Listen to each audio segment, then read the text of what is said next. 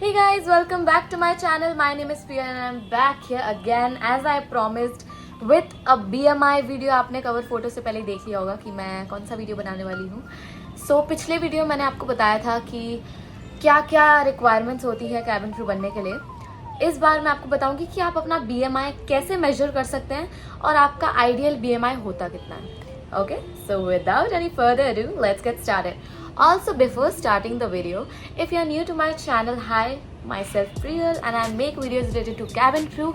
If you have not subscribed to my channel yet, press the subscribe button and the bell icon.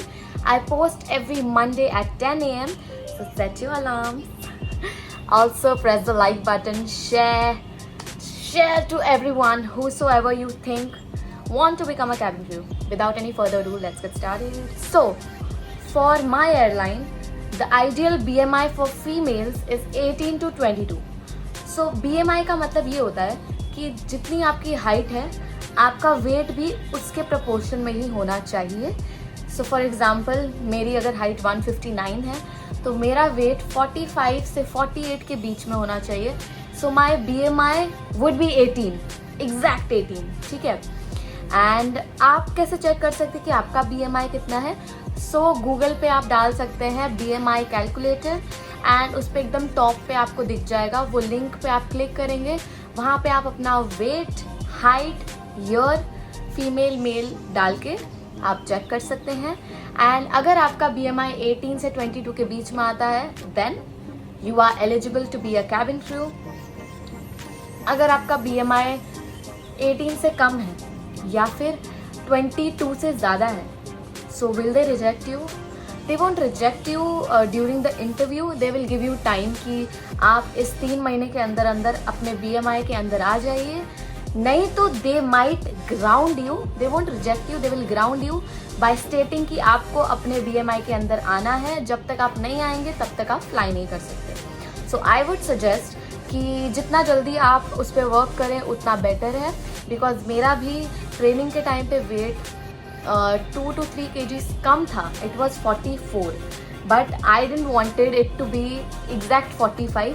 मैं safer side पे जाना चाहती थी कि मैं बीच में आऊँ उनके दोनों वेट के, ताकि 3 months में, क्योंकि there can be weight change कि आपका वेट बढ़ सकता है, कम हो सकता है. फॉर सेफर साइड में बीच में ही थी. I was having the same proportion जितना मैं खाती हूँ एवरी सिंगल डे एंड उससे टिल दी एंड मेरा वेट उतना ही रहा, टच वुड. इफ़ आपका वेट ज़्यादा है, आप अकॉर्डिंगली उतना अपना डाइट को चेंज कीजिए, उस हिसाब से अपना इंटेक रखिए. और आप सोचेंगे कि एक बार मेरी ट्रेनिंग निकल जाएगी फिर तो मतलब चेकिंग नहीं होगी. नहीं, एवरी ईयर हमारी आपके पर्टिकुलर बेस स्टेशंस पे चेकिंग होती है वेट की.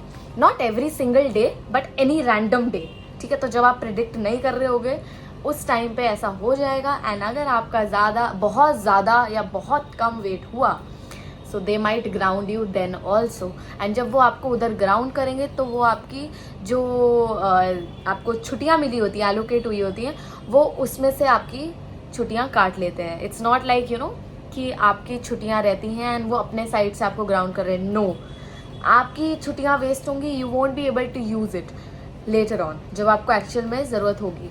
सो I would suggest, it is a very serious thing. अगर आपको लग रहा है कि वेट के लिए ये लोग अगर ज़्यादा कुछ नहीं करते, no, they are very serious about this.